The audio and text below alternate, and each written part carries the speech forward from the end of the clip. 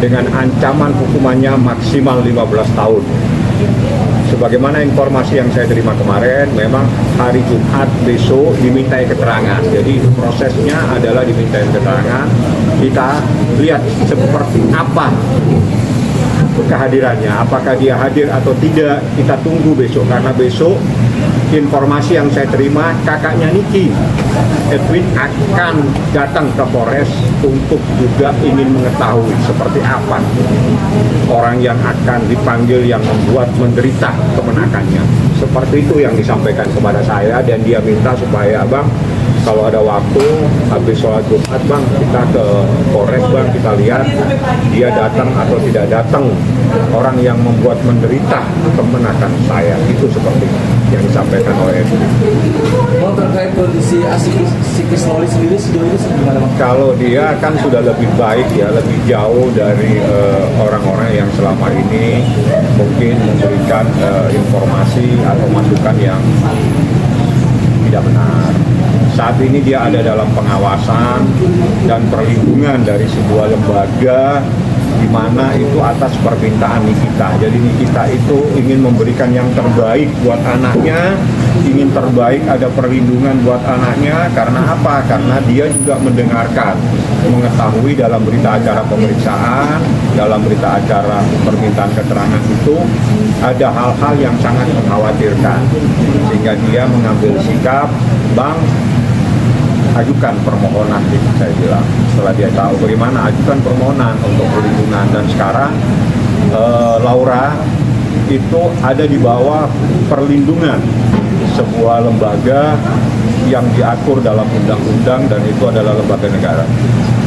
Bang, kemarin kan juga sudah ada 11 saksi dan 2 yang belum diperiksa, 13 ya Bang jumlahnya. Ya. Sejauh ini ada saksi dari keluarga Bang, mungkin nanti akan dihadirkan? Sementara belum. Sementara saksi-saksi yang langsung terkait itu adalah saksi yang mengetahui kejadian. Jadi saksinya terbagi dari saksi yang mengetahui kejadian pada bulan April. Dan itu yang luar biasa sekali, yang dahsyat sekali. Bahkan dia sempat berinteraksi itu, bertemu, ngobrol, ngopi bareng, bahkan sempat dia naik ke apartemen, menceritakan dan sebagainya, dan itu sudah dituangkan dalam pemeriksaan. Yang kedua, saksi yang mengetahui kejadian di bulan Juni itu ada 2 orang.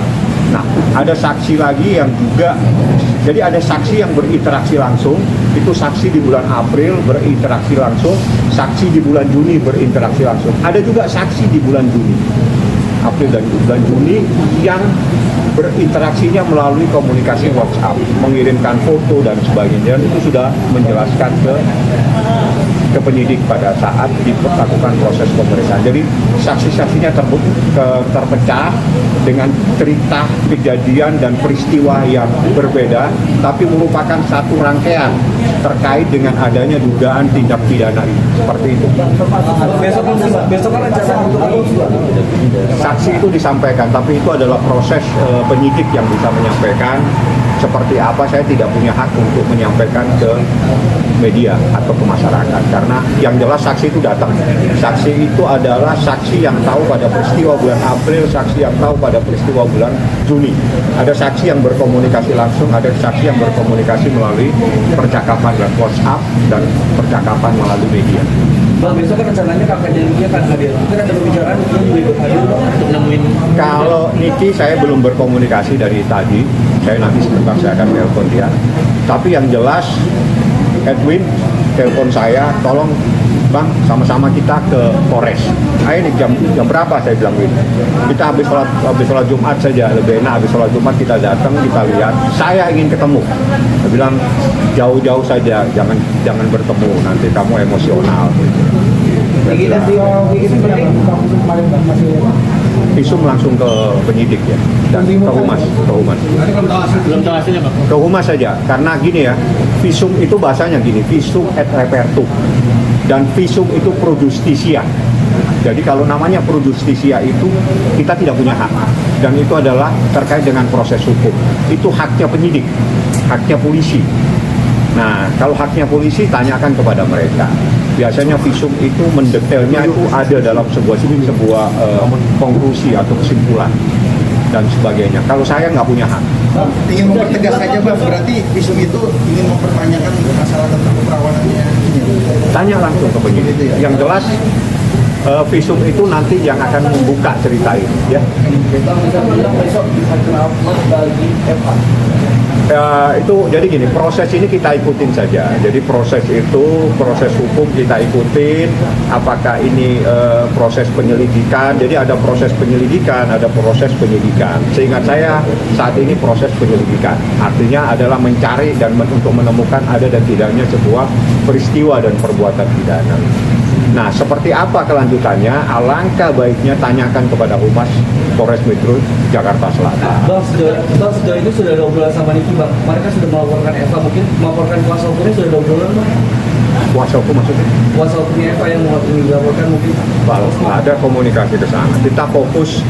Jadi ada beberapa dokumen yang sempat dikirim ke saya, tapi saya bilang, Nick, kita fokus kepada untuk melindungi anakmu saja dulu. Kita fokus kepada adanya dugaan tindak pidana kejahatan terhadap anak yang diatur dalam Undang-Undang Perlindungan Anak dan Undang-Undang Kesehatan. Kita fokus itu dulu.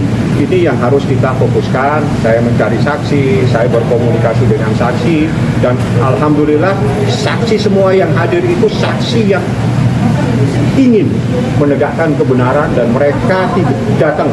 Kamu mau bantu? Saya mau bantu. Saya yang tahu. Oke. Bang, Berikan kesaksian. obrolan dengan Niki, Bang, kalau dia tuh pengen ketemu Adel gitu. Mau ketemu akan seperti apa, Bang? Ada ngobrol sampaikan. Gak mungkin lah dia mau ketemu. Ngapain juga? Ada apa kepentingan apa nih? Yang jelas dia ingin orang yang dilaporkan itu segera diproses secara hukum. Jika memang terbukti, mohon segera dilakukan penahanan. Bang, seandainya sampai tidak hadir gimana Bang? Sempat ada komunikasi telepon ya? Itu kan kejadian pada saat kita meminta supaya Lori ikut, dan itu adalah di luar perkiraannya dia. Itu ya, saat itu dia menelpon Laura, tapi yang angkat adalah Nikita. Bang, seandainya Eva tidak hadir Bang, apakah akan dijemput oleh pihak kepolisian? Tanya polisi. Yang jelas aturan di KUHP itu ada bagaimana proses pemanggilan pertama, kedua, dan seterusnya itu. Tapi kalau memang penyidik memerlukan karena sudah ada hal-hal yang luar biasa, penyidik punya hak untuk melakukan tindakan segera. Bang, cukupnya bukti sama saksi Bang, apa bisa mungkin Adel besok langsung dijerat sama gitu? Saya berharap proses ini segera. Jadi silakan tanyakan ke penyidik ya, karena penyidik yang mempunyai hak untuk menilai, merangkaikan fakta-fakta ini. Jadi saksi ada, bukti tertulis ada, saksi-saksinya ada. Saksi bercerita dalam peristiwa-peristiwa yang berbeda, tapi merupakan satu kejadian terhadap satu subjek hukum yang bernama Laura. Jadi subjek hukumnya Laura, tapi peristiwanya ada di bulan April, ada peristiwa di bulan Juni. Mereka berinteraksi langsung. Mereka yang tahu karena Loli bercerita atau Laura bercerita, sehingga itulah yang membuat kita pada saat di Polres Metro Jakarta Selatan menyatakan, saya kaget begitu saya mendengar keterangan saksi. Seperti itu kalimatnya. Tapi apa, saya bilang nih, apa yang tahu-tahu cukup untuk kamu, lainnya biar serahkan kepada penyidik kepolisian Polres Metro Jakarta Selatan. Bang, besok diperiksa Adel bersalah atas saksi. Apa tidak mungkin dia langsung Penyidik silakan langsung ke Humas, karena saya dalam kapasitas adalah pengacaranya kita. Hak-hak untuk melakukan pemanggilan, melakukan proses penangkapan, proses penahanan, semuanya itu adalah hak penegak hukum. Dalam hal ini adalah kepolisian Republik Indonesia, yakni penyidik pada kesatuan yang menangani perkara tersebut adalah penyidik pada Polres Metro Jakarta Selatan. Tapi pihak Polres bukti yang saksi-saksi lainnya akan diberi. Saksi sih ada 2 lagi, tapi saya lagi berkomunikasi dengan penyidik. Ya, saksi ini juga saksi yang berinteraksi langsung. Nah, tinggal nanti bagaimana prosesnya, itu kan hak sepenuhnya dari tangannya penyidik. Apakah diperlukan untuk saksi lagi yang saya sampaikan, kapan mau dilakukan pemeriksaan, itu penyidik yang mempunyai hak. Rata-rata saksi ini meminta sendiri ya, bukan minta sama sekali.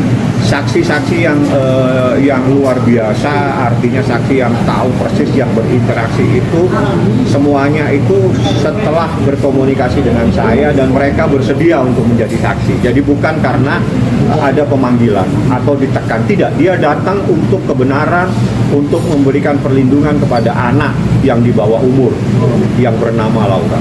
Bang, ada kekhawatiran nggak bang sebagai kuasa hukum si Fadel melarikan diri gitu bang? Saya yakin ini gampang untuk mencari orang. Negara Indonesia ini orangnya pintar-pintar semua.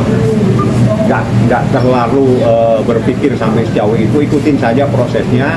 Mudah-mudahan besok dia datang. Kalau nggak besok datang, karena besok datang itu kita juga sudah menunggu apakah dia besok hadir atau tidak hadir. Bahkan saya ulangi kembali, kakaknya Niki itu udah berpesan kepada saya, Bang, saya mau hadir hari Jumat di Polres Betul Jakarta Selatan. Ya udah, abang bisa temenin, bisa. Bang, ini pencekalan bang, siapa tahu dia kabur melakukan uang. Penyidik ke Humas coba tanya. Bang, berarti Ya, itu sukarela jadi, bang ya? kenapa? Sukarela bang? Saksi orang-orang yang tahu. Mereka orang-orang yang ingin mengungkap kebenaran semua. Bang, kemarin sempat perwakilan dari Polres itu Bu Nurul mengatakan itu si Fadel itu perlu adanya lidik, jadi nggak harus ditetapkan Ya, jadi proses tersangka. diikutin ya. Gimana bang? Proses diikutin saja. Ikutin, berarti Ikutin proses hukum. Jadi proses hukum di KUHAP jangan ditabrak, jangan dilanggar. Ikutin prosesnya. Kalau penyelidikan ya penyelidikan.